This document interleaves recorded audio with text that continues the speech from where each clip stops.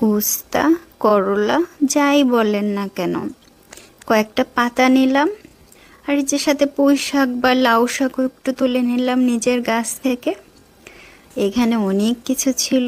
একটু রাঁধুনি দিয়ে দিলাম তেলে, ভেজে রসুন কুচি করা, তারপরে পেঁয়াজ, মরিচ কুচি একটু ভালো করে ভেজে নিয়ে হলুদটা দিয়ে দিলাম। তারপরে একটুখানি নেড়ে চেড়ে বেশ অনেকটা পানি দিয়ে দিলাম।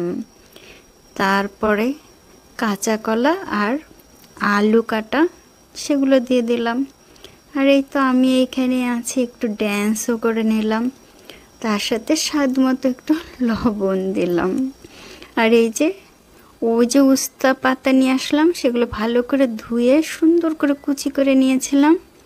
হয়ে গেছে রান্না। কি মজার খাবার বলেন তো!